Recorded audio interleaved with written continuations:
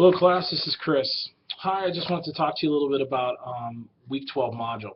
So what's the same in week 12 module? Well, your exam is. It's the same format, and everybody's been doing a great job going in and taking it. Week 12 is no different. Just go in there, click on the module, and knock that out. Now, I will tell you this is going to be your last test for this entire class. You'll have no more exams, so good job. So what you're going to see also in there that's new is the communication style inventory. It's a PDF file in this module, so you need to go ahead, print that up, and you need to print 2 copies, one for you. And then what you're going to do is you're going to pick a group that you belong to. It could be an exercise group, it could be a mountain biking club, it could be a church group, AA meeting, whatever you're part of that you might want to pull a participant from. Go ahead and use that. And one survey is for you to fill out, another survey is for the participant, and it won't take them more than probably about 5-10 minutes to fill it out. And then you can get together and you can analyze and compare your different styles of communication. And then I want you to reflect on chapter 10, and then I want you to write about it. So that's what this assignment really is about. A couple things is under module 12, I also included assignment guidelines. All right, in order to do this properly, you got to read it. Okay, it's going to walk you through detail by detail what everything you should do. When you fill out your inventory, it's like a survey. Should take you about 10 minutes or so. Scoring it could be a little tricky, so I wanted to make this video so that everybody could be on the same page of how to score it. Okay, so let me get my papers together here. Let's see. There we go. I think I got them on over. All right. So when you print it up, it should look like this. All right, communication self-assessment. So it looks at your style of communication, and everybody communicates in different style. So go ahead and fill it out. Now what you're going to see is over here. Let's see. I actually did it wrong on the first question. I circled the entire question. So don't do that. Over here you can see I did it correctly. I circled the number. Okay? Just go ahead and circle the number. Don't circle the entire question. They're paired in groups of 2. Okay? So pick the answer that best describes you. Don't try to overthink it or overanalyze it. Just go with your gut reaction. Move from one to the next. Because it will capture who you are overall, even if there are some ones that are a little different. So circle the number in each pair. Okay, so if there's a pair, let's say it's 26 and 27, and 26 speaks more to you, go ahead and circle 26. Okay, hopefully that makes sense. Once you do that, you're going to score it. Okay. Now I had to read the directions like 3 times in order to figure out how to score it. So I want to save you all that effort. Here's how you're going to score it.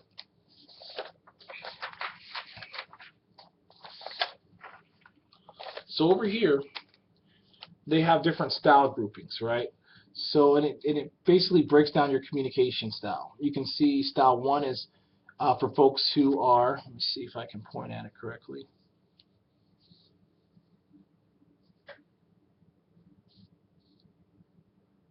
Style 1 is for people who are action-oriented.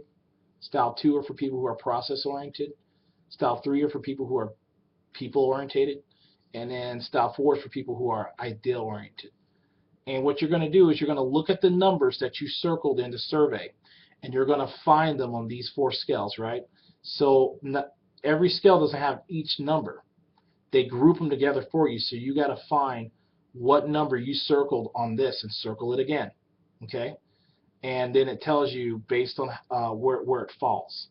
So you can see, and then what you do is after you circle them, like you can see I got a lot of numbers. I circled in my survey, a lot of the same numbers that I circled were found on process and people.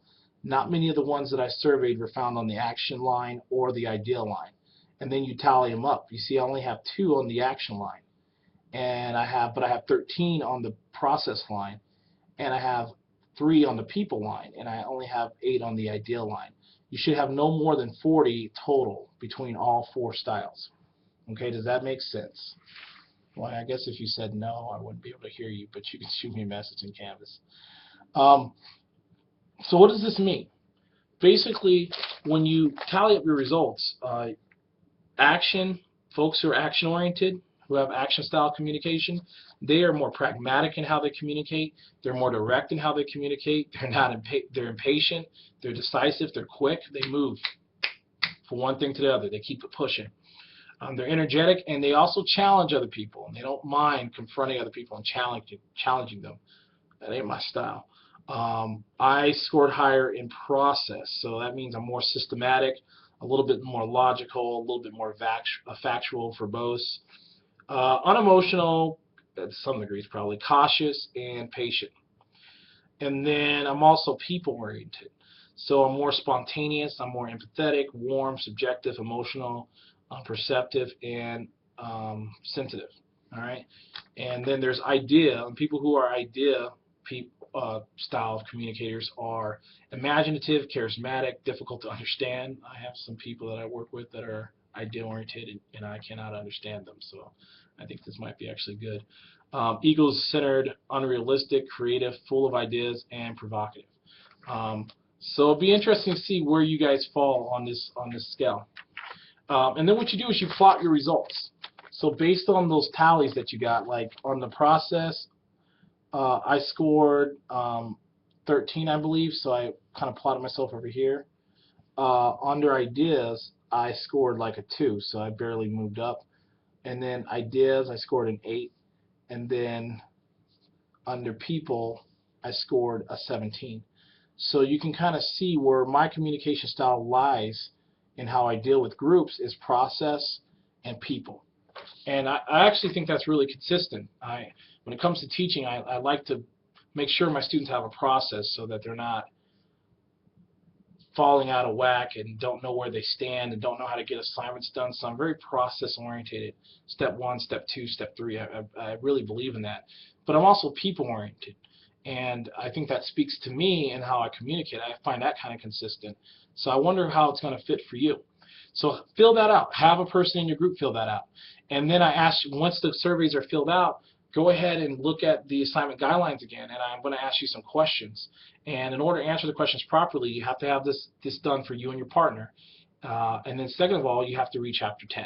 All right, Chapter 11 will help you somewhat, but Chapter 10 is really going to be what you want to dig into to answer the questions. And you're going to type it up on a Microsoft Word document, 600 words, Times New Roman, double space font, okay? Please do that.